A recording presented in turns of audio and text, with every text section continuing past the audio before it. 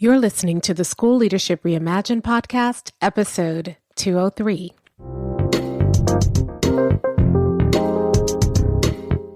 How do builders like us make a dramatic difference in the lives of our students in spite of all the obstacles we face? How do you keep your vision for your school from being held hostage by resistant teachers, uncooperative parents, ridiculous district policies, or a lack of time, money, or resources? If you're facing those challenges right now, here's where you'll find the answers, strategies, and actionable tips you need to overcome any obstacle you face. You don't have to wait to make a difference in the lives of the people you serve. You can turn your school into a success story right now with the people and resources you already have. Let's get started.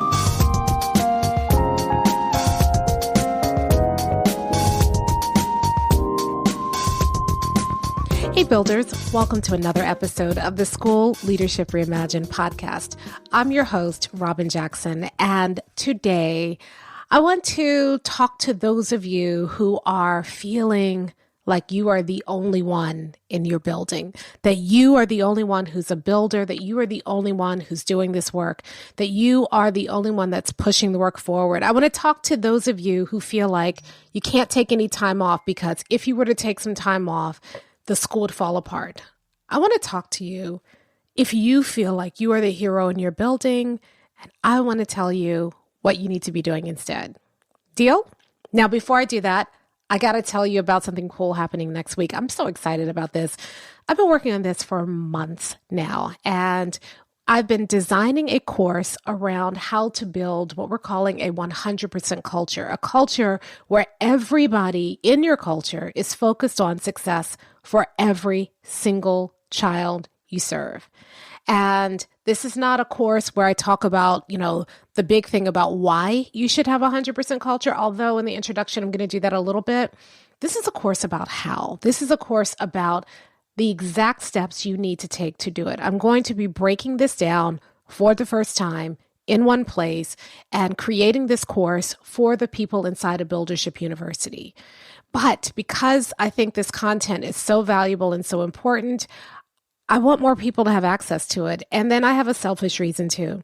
It's really hard being in a studio and recording something like this with it's just me direct to a camera. I do much better when I have a live audience to interact with. And so I thought it'd be really cool to be able to share this information with as many people as possible and to do it for free. And so we are going to host a live filming of the course. A live filming of the course. That means that you'll join me every day on Zoom. We're gonna film 2 modules per day so that it doesn't get tedious. And you can join me live on Zoom. And that way, we in our studio we have all the monitors up so that I can see you. I can see your reaction. In between takes, we can talk. You can see me. We're going to be recording this live, so I'll mess up. But when you're there to cheer me on and tell me, hey, it's okay, that's great too. And then I'll also be building in some time to answer your questions, to do some coaching with you directly so that as you're learning, you're getting real-time feedback and support live during the filming of the course. Now, once the course is over, we're going to put the course inside of Buildership University. And so it'll be available for everybody in BU, but it won't be publicly available. But when you join me live every single day, you get to experience the entire course live. Plus, if something comes up in the middle and you have to take care of something, because we're going to be doing this during the day, right? So if something comes up in the middle of the filming and you have to take care of something, we're going to give you a 24-hour replay. So every day we'll shoot the course live. If you can show up live, that's what I really want. If you can show up live for part of the time and then you have to step away, don't worry, we'll post the replay every single day. And you can watch the replay later on in the day when you have more time, or if you watched the live filming and you got something out of it and you want to go back and revisit the best parts, you'll be able to do that in that 24-hour replay. And so it's kind of a win-win situation, right? Like you get an opportunity to experience what's going to be one of our premier courses inside of Buildership University, and you get to experience that for free. I get to have a live audience and to be able to interact with you, to hear your questions, and that's going to actually help me make this course even better. So it's a win win. All you need to do is you need to go to buildershipuniversity.com/culture. buildershipuniversity.com/culture. And that'll give you the Zoom information, allow you to sign up. We'll send you reminders every single day. And then, of course, on April 18th, 19th, and 20th, we're going to go live and we're going to film this course. I'm a little nervous, I'll be honest with you, but I'm also really excited that I get a chance to interact with you, that I get a chance to, I feel like it's going to create a different kind of energy to be able to do this course live. So again, buildershipuniversity.com/culture. All right, so let's dig into today's topic. And it's really for those of you who are feeling like you are the only one in your building, right? You've caught the vision. You believe in success for 100% of your students, but nobody else around you does. Anybody feeling that way right now? That even though people pay lip service to it, they always have a yes, but. Sure, I would love for everybody for all of our students to be successful, but what about special ed? I would love for all of our students to be successful, but the students have to want to put in the work and they're not wanting to put in the work. I would love for all of our students to be successful, to reach 100% of our students, but if the families don't support us, it's not going to happen. And so while people say they believe in 100%, do they really? Or are they always giving you a yes, but? And then there are others of us who we put out that vision 100% and everybody kind of pats us on the face and says, oh, you're so cute. Oh, I love your naivete. I love your heart for kids. It's so adorable. But that's not going to really happen, right? And so while everybody says it's a good idea for 100%, there are very few people who believe it. And it can be really tough working in a school where you are the only one. It can be demoralizing, right? You go into work every day really focused on how do I reach 100% of students. And everybody around you is just giving you a reason after reason after reason about why it can't happen here in this place, in your school. One of the things that we talk about in Buildership University all the time is that there's going to be a point where your 100% vision is going to make you the weirdo. People are going to look at you and they're going to think it's cute, or they're going to think it's naive, or they're going to think it's stupid, or they're going to think it's lip service. They won't directly oppose, right? Because as educators, we're supposed to believe in 100%. So they're not going to directly fight you about your 100% vision. But they don't really believe it either. And so as a result, you get a lot of pushback. And a lot of that pushback is overt and a lot of it is passive. So here's what the overt pushback looks like. You're going in and you're saying, we need to do this for 100% of students. And everybody is dragging their feet. Everybody is telling you we can't do it. Everybody's telling you you're pushing us too hard. We can't go for 100%. We've never seen it. It's not real. It's not going to matter. And they push back against you and they make you the villain for believing in 100%. They make it out like you are the one who's wrong, that you're pushing too hard, that you want too much, when in reality, everybody should be wanting that for their students. Right? Now, the passive way they do it is they're like, yeah, I believe in 100%, if only, but, and then they start talking about all the reasons why 100% can't work, all the reasons why in this place 100% isn't realistic right now. I mean, they start bringing up COVID. They start talking about we're still trying to recover from COVID. I mean, how long are we going to be recovering from COVID in schools, y'all? It's been 3 years. And I know COVID was big, but our kids don't have 3 years to recover. 3 years goes from first grade to fourth grade, that's a lot of ground to cover for us to just kind of write it off, right? So they start bringing up COVID. They start, talking about, well, I think we need to work on their social emotional skills first before we start pushing for academic success. And yes, I think SEL work is important, but they're not mutually exclusive. Is it possible to help students with their social emotional needs and help them learn? Absolutely. And in fact, isn't the reason we're interested in SEL needs in the first place so that kids can learn? And people have lost sight of that, and they make SEL the goal and the only goal. And so while we have kids who may be happy and motivated and feeling good about themselves, if they still can't read, how long is that going to last, right? So I think you got to do both, but people want to separate it out and say, well, no, we're going to focus on this right now, and then we'll focus on 100% success. Then you have people who say, well, what does success mean? Success looks different for every kid.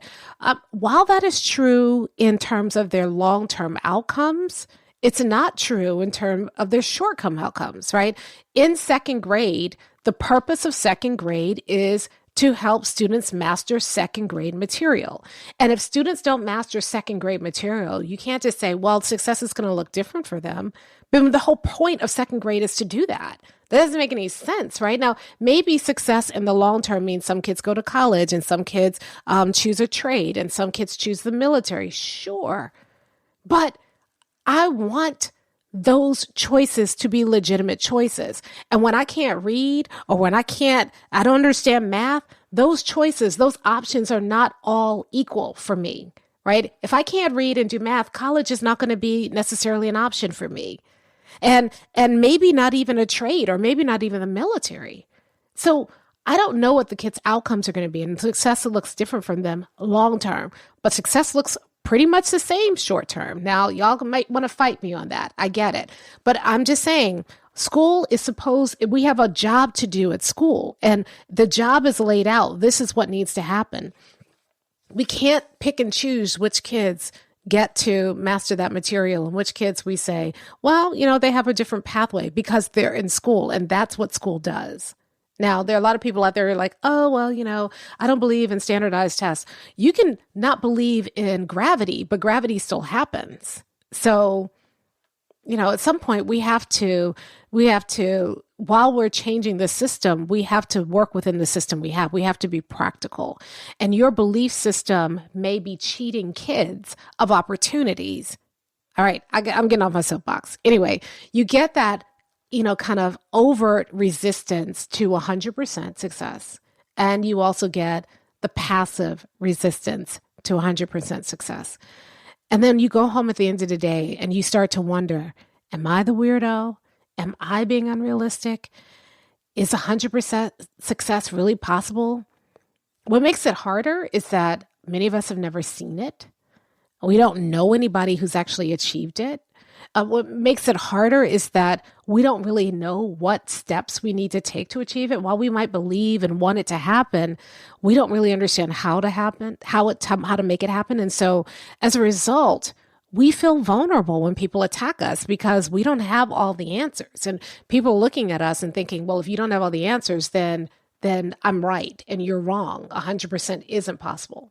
And the thing is, people would rather tear down your 100% vision than do the work it takes to achieve it, because it can stay comfortable. When you say 100%, it makes everybody else uncomfortable, right? Because they know that's what they should be believing, but they don't necessarily want to do the work or know how to do the work to get there. And so it's easier to tear down your vision so they can stay where they are than it is to step up to your vision and to where your vision is calling you to.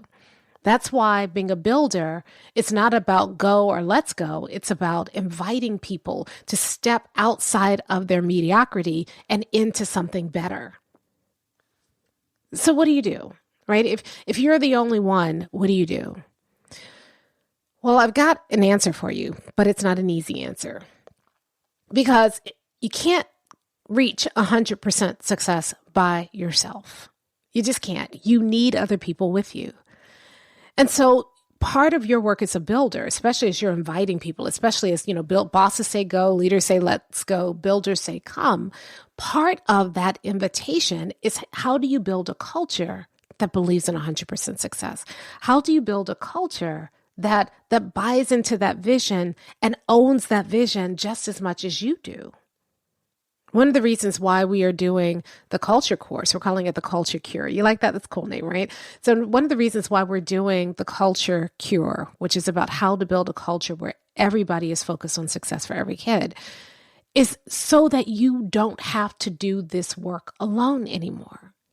That you can build an entire culture of folks around you who are just as invested in 100% success as you are. And when you do that, you make the work exponentially easier, because rather than you being the only person pulling, rather than you being the lone person involved and pushing the vision forward, the entire culture is gathering around that vision. The entire culture is investing in that work.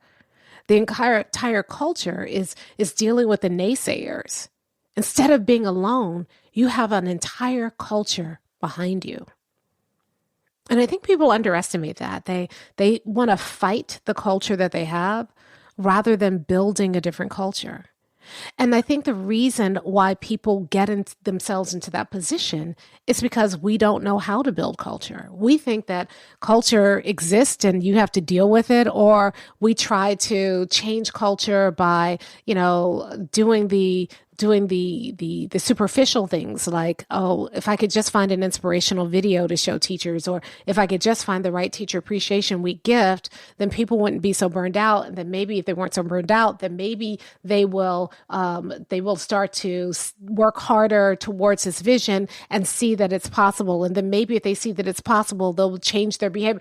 And that's a lot of maybes. You can be intentional about building culture. There are things you can do. And the first thing you have to understand is that if you want to change culture, and it's not really changing culture, because as my mother always says, nobody likes to be changed but a baby.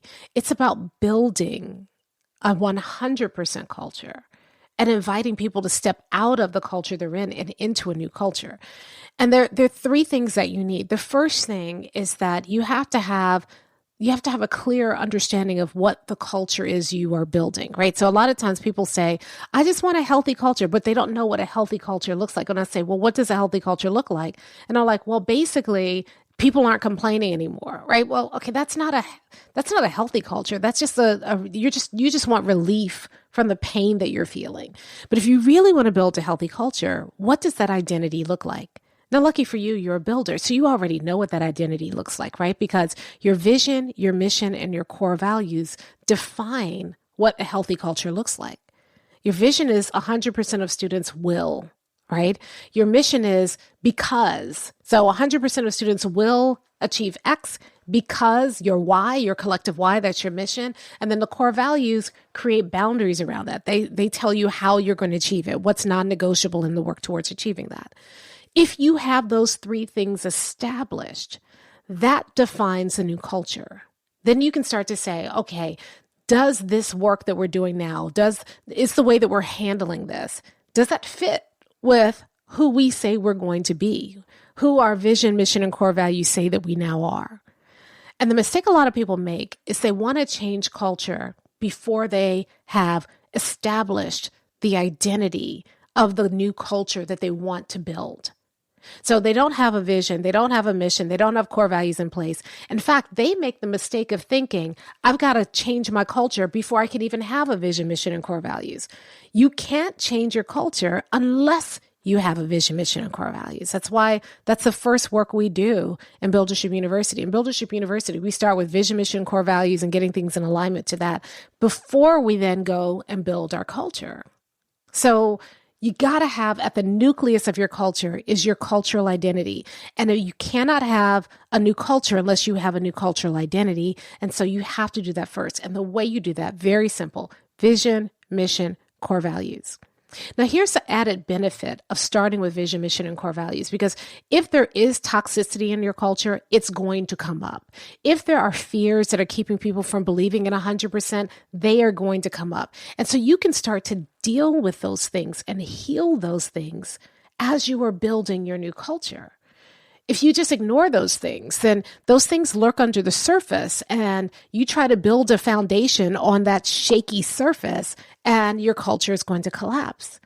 But when you are establishing a new foundation through your vision, mission, and core values, part of doing that work is unearthing all those things that are interfering with your progress, all those fears, all those feelings, all those past, kind of wrongs and hurts that people are still carrying.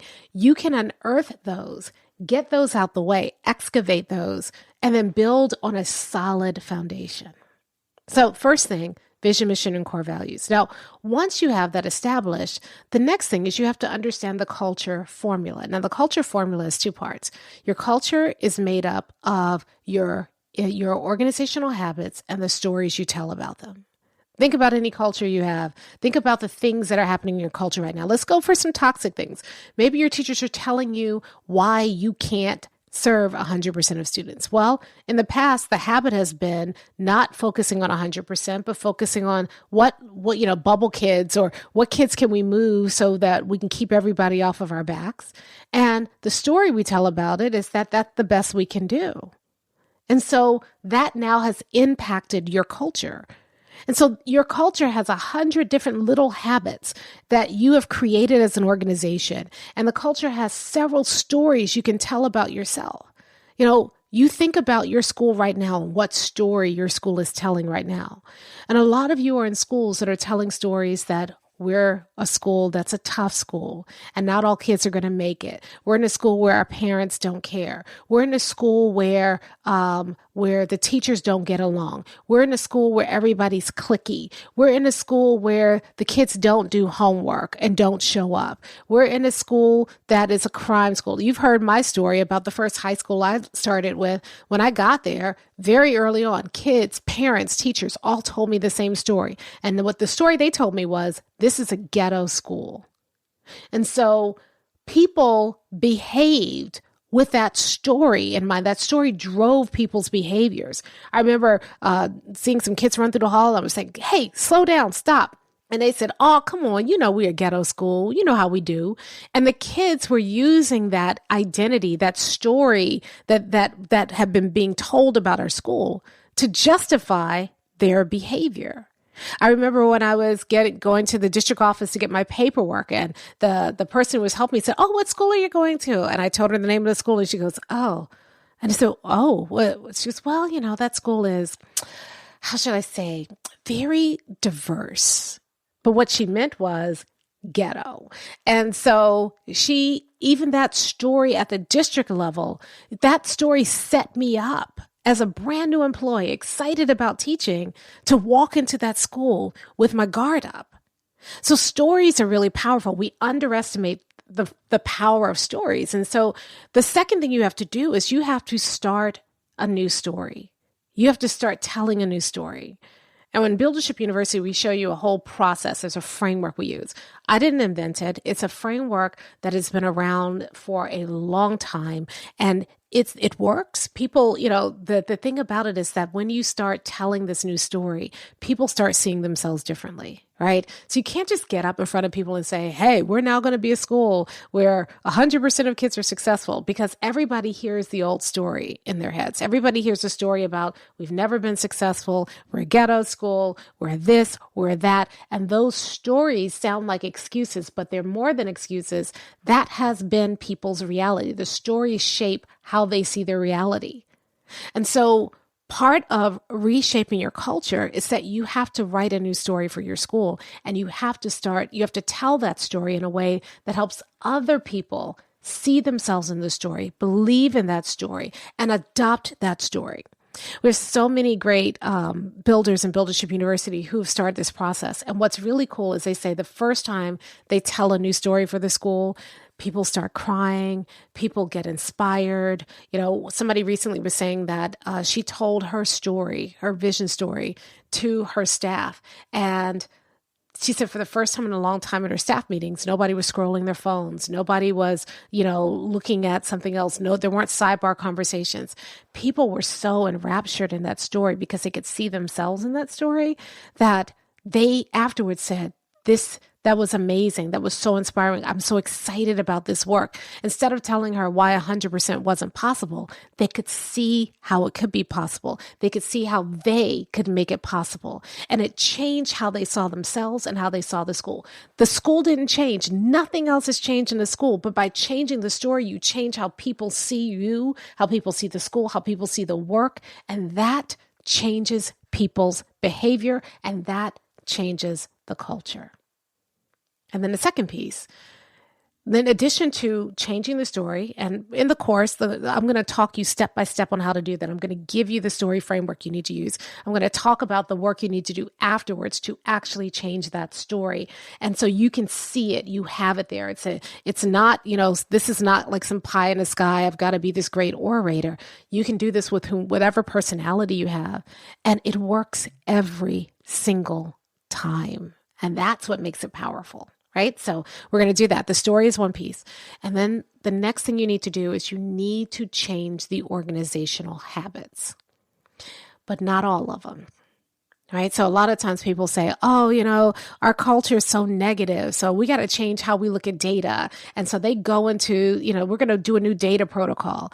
But people bring the same stories and the same habits into that data protocol. And then the data protocol doesn't work. And you're like, oh, nothing's going to work. Well, no, you changed a process, but you didn't change the habits. And the habits are those things that we don't even pay attention to. Things we don't even realize we do. But those habits, when they're misaligned with the story, those habits begin to pull your culture back into the thing that's always happened. So we have to be really intentional, not just about changing procedures, but really about identifying what are those organizational habits that are keeping us stuck and how do we shift the habits. Now, lucky for us, there's a lot of research on how to change habits. And so in the course, we're going to walk you through step by step exactly what you need to do to change habits. We're going to show you how to find the right habits to change. And then we're going to take you step by step and we're going to use research-based strategies to be intentional about changing habits, to deliberately re-engineer our culture.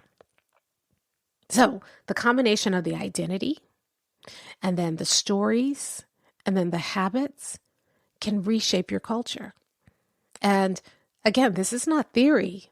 We are watching builders inside of Buildership University, and they're always so amazed, right? So we have this thread called the WINS thread, and people are like, I cannot believe how well this worked. Right? Because it's not until you do it and you see it happening in your own school that you really can you truly believe it. Like you hear it and you're like, that should work in theory. But then when you trust the process and actually do it and you see the change, you see the shift, then you're like, oh, okay, now I'm a believer. And so here's my challenge for you today. You got to stop being a superhero. It can't just be all you. You need help. You need other people in your organization to get on board. But the way that you get them on board is you are going to need a different culture. You're going to have to shift the culture. The good news for you is that there is a way to shift the culture. And there are 3 parts. You got to change the identity, you got to change the stories, and you got to change the organizational habits. And so when you do those things, you shift the culture and other people get on board. It's not just you anymore. And here's the beautiful part of what happens. The work gets done even when you're not checking. Other people come in and start to complain, but because your culture is shifted, their complaints don't get any oxygen because everybody else in the culture is moving forward. And so when people complain, you don't have to address it. Somebody else addresses it before you even had a chance. Somebody else shuts it down before you've had a chance. Instead of running around and chasing and checking and correcting people, people police themselves because the culture is different. You've heard me say before, culture eats strategy for breakfast, but the opposite is also true. When you have that strong culture, it accelerates your strategy. And what's wonderful about it is you don't have to be the only one pulling anymore. There are other people pulling with you. There are other people building with you. And as you start joining and other people start joining and other people start building, they begin to take ownership of it. So it's not just your vision anymore. It's our vision. It's not just your mission or your core values. It's our vision, mission, our core values. It's not just what you are doing in your work. It's our work. And when the culture shifts that way, it's magical because you're not the only one pulling anymore. You're not the only one doing the work anymore. Everybody is doing the work. Everybody is moving the work forward. And so you get to step back and enjoy the work. It stops being such a slog for you because other people are around, other people are contributing. You don't have to come up with all the ideas. Other people are making and contributing ideas. You don't have to be the one who's checking. People are checking themselves. And instead, you can step back and enjoy what you have begun to build. So my challenge for you this week, you got to shift from being a superhero to being a culture builder. You got to shift from being the only one to making sure that you're getting everybody involved. And you know I'm right because many of you are exhausted because you're the only one. And I'm telling you now that's not sustainable. If you really want to get to 100%, you got to bring the whole culture along. You've got to build a 100% culture. So I want to invite you again. That's exactly what I'm going to be teaching in the course. And again, very practical because this is not a course. This is what I'm teaching inside of Buildership University, right? So this is a course where we're teaching people how to put these building blocks in place step by step. So this is not, like a lot of free courses, which kind of give you a taste, but don't give you the full thing. This is the full thing because this is in Buildership University. So I'm going to be breaking this down step by step. They're going, people in Buildership University will ultimately use this course to actually start re-engineering their own cultures. So it's going to be very practical, very useful, and you can get it for free if you show up live on April 18th, 19th, and 20th. And again, go to buildershipuniversity.com/culture. So here's my challenge this week. My challenge for you is I want you to take a look at your culture. And I'm sure you can see all the things that are wrong with your culture, but instead, this time I want you to imagine what would it feel like if everybody in this building were focused on 100% success? What would that look like? How would the work we do be different? How would it feel for me as a builder to have a culture where I wasn't the only one? Other people were pulling, other people were building as well. I just want you to imagine that. And then, if that feels good to you, let's get started deliberately re-engineering your culture so that everybody is focused on 100%. Let's get started building 100% culture like a builder. I'll talk to you next time.